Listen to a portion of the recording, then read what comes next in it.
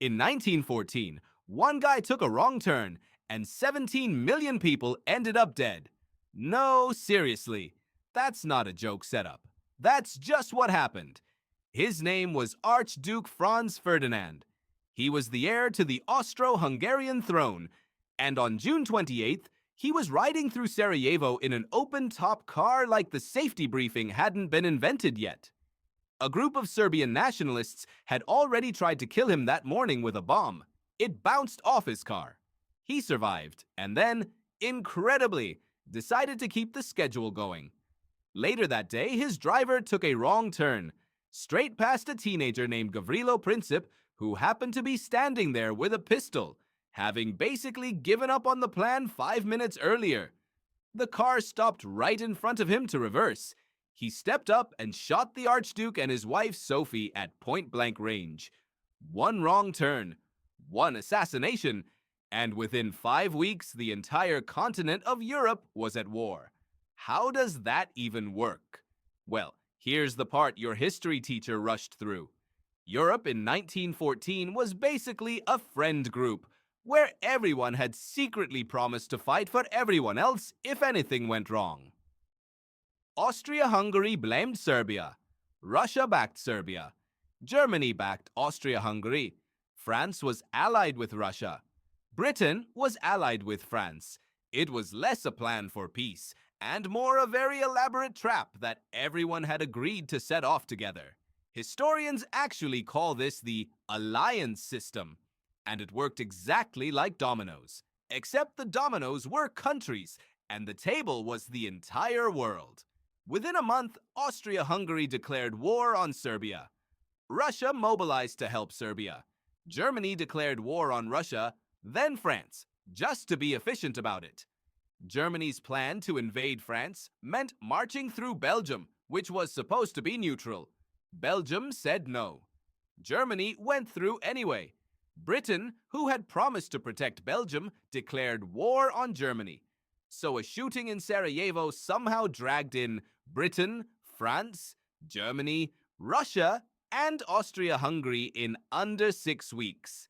If your group chat has ever spiraled out of control over one small thing, congratulations. You've basically reenacted the July crisis of 1914. Everyone thought this would be quick. Soldiers were told they'd be home by Christmas. German troops literally had that phrase painted on their train cars. This is the most confidently wrong prediction in modern history, because World War I did not end by Christmas. It lasted 4 years, 1 month, and 2 weeks. Here's why it dragged on so long. Machine guns.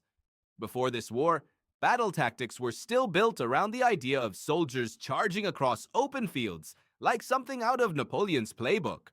But by 1914, armies had machine guns that could fire hundreds of rounds a minute. So when soldiers tried the old charge across the field strategy, they were mowed down before they got anywhere close.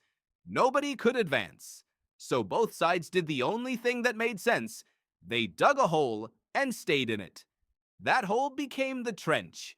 And soon there were thousands of miles of them, stretching from the coast of Belgium all the way to Switzerland. This stretch became known as the Western Front, and for most of the war, it barely moved. Armies would lose hundreds of thousands of men fighting over a few hundred meters of mud, then lose it right back the following month. Take the Battle of the Somme in 1916.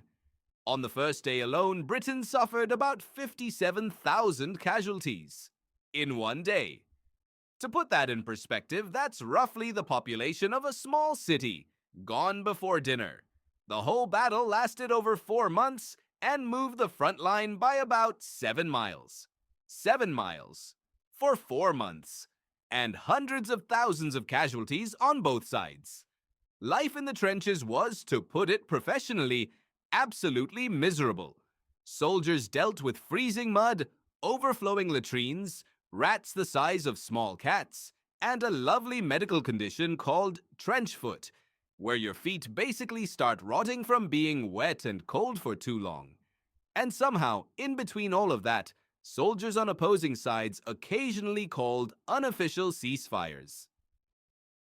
The most famous one happened on Christmas Day in 1914, when German and British troops stopped shooting at each other, sang carols, exchanged small gifts, and reportedly played a game of football in no man's land. Then the next day, they went right back to trying to kill each other. War is strange like that. Then the war got weirder because humans decided trenches and machine guns weren't quite awful enough, so new inventions started showing up. Poison gas was used for the first time on a massive scale, which is exactly as horrifying as it sounds. Soldiers had to carry gas masks that made them look like they were auditioning for a very grim costume party. Tanks made their debut too, lumbering armored boxes designed to crawl over trenches, though the earliest versions were so slow and unreliable that they often broke down before reaching the enemy. And in the skies, biplanes went from doing basic scouting to actual dogfights, giving the world its first real fighter pilots and its first flying aces. Meanwhile, the war wasn't only happening in France and Belgium. There was fighting across the Eastern Front against Russia, in the Middle East, in Africa, and at sea, where German U-boats, submarines, started sinking ships. In 1915, a U-boat sank the passenger ship Lusitania, killing nearly 1,200 people, including over 100 Americans. That didn't pull the US into the war immediately, but it planted the seed. The actual tipping point came in 1917. Germany resumed unrestricted submarine warfare, meaning any ship near Britain, including American ones, was fair game. Around the same time, British intelligence intercepted a secret German telegram to Mexico known as the Zimmermann Telegram, proposing that if the US joined the war, Mexico should attack it, and in return, Germany would help Mexico take back Texas, New Mexico, and Arizona. When this leaked, Americans were, understandably, not thrilled. The US declared war on Germany in April 1917. American troops didn't show up in huge numbers until 1918, but when they did, it mattered. Fresh soldiers, fresh supplies, and a country that hadn't been bled dry for 4 straight years gave the Allies the push they needed. By late 1918, Germany was running out of soldiers, resources, and allies. Austria-Hungary was falling apart internally. And on November 11, 1918, at 11 a.m., an armistice was signed, and the fighting officially stopped. 11, on the 11th of the 11th. Somebody clearly had a sense of drama. The final numbers are almost impossible to process. Around 17 million people died, both soldiers and civilians. Over 20 million more were wounded.